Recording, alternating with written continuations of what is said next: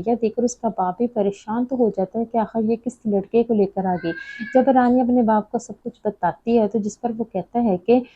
کم سے کم تم کسی سے مشورہ تو کرتی کہ تم اس کو لے کر آنے والی ہو، جس پر اب رانی کہتی ہے کہ یہ اتنا بھولا بالا تھا کہ مجھ سے رہا نہیں گیا، اس لیے میں اسے لے کر یہاں آ گئی۔ اور بتاتی کیا، میں اور استاد دونوں مشورہ ہی کرتے رہ گئے، لیکن اس کا باپ رانی کو کہتا ہے کہ اب اس کا تو اتا پتہ بھی معلوم نہیں، کہیں ہم کسی کیس میں پھنس نہ جائیں۔ ادھر ساری باتوں سے انجان جو ہوتا ہے وہ رانی کا استاد ہوتا ہے، وہ ساری باتیں جا کے وہ بتا دیتا ہے اور کہتا ہے کہ یہ پولیس والوں کو ساری اطلاع دیتا ہے کہ وہ لڑکا اس کو پتا ہے کہ کہاں ہے، اور اس کے تو سارے کا سارا ملبہ رانی پر آ کر گرتا ہے، کیونکہ رانی اس بات سے انجان ہوتی ہے۔ وہ تو یہی سوچتا ہے کہ رانی کو 2 لاکھ مل جائیں گے اور اس کے لیے سہولت پیدا ہو جائے گی، لیکن رانی کے لیے یہ ساری باتیں پریشانی کا باعث بنے گی، یہ اس کو پتا نہیں ہوتا۔ اسی وجہ سے اب وہ رانی کا مدد کرنے کا فیصلہ کرتا ہے، لیکن رانی کی مدد کی بجائے الٹا ہی ہو جاتا ہے۔ پولیس جا کے رانی کے باپ کو اچھا خاصا مارتی ہے، تو جس پر وہ کہتا ہے کہ اب پولیس رانی کے باپ کو اچھا خاصا ڈراتی دھمکاتی ہے، جس پر رانی کا باپ کہتا ہے کہ آپ لوگوں نے میری اتنی انسلٹ کی ہے کہ میں اپنی اولاد کے سامنے سرخرو بھی نہیں ہو سکتا، کم سے کم یہ تو دیکھ لیتے کہ میری اولاد میرے سامنے ہے اور ایک بے گناہ شخص کو مارتے آپ کو شرم نہیں آئی۔ یہ سب کچھ دیکھتے ہوئے اب رانی فوراً وہاں اس لڑکے کے ساتھ آتی ہے، لیکن زاویار بھی ان کو ہٹاتا ہے، روکتا ہے اور کہتا ہے کہ کیوں آپ یہ سب کچھ کر رہے ہیں، اور رانی تو پولیس پکڑ کے لے کے جاتی ہے اور کہتی ہے کہ تم وہ لڑکی ہو جس نے اس لڑکی کو اغوا کیا، اس لیے ہم تمہیں پولیس تھانے میں لے کے جائیں گے۔ ادھر زاویار کو پولیس لے تو جاتی ہے اپنے ساتھ، لیکن جا کے اب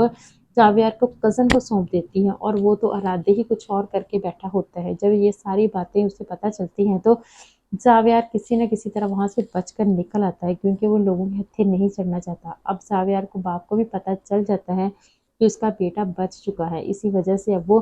اپنے بیٹے سے مل کر خوش تو ہوتا ہے، لیکن زاویار بار بار اب رانی کا ذکر کرتا رہتا ہے، جس پر اب زاویار کا باپ یہ سوچتا ہے کہ آخر یہ رانی ہے کون۔ وہ زاویار کے کہنے پر اس لڑکی کا پتہ کرواتا ہے اور پھر اسے اپنے گھر ساتھ لے کر آتا ہے،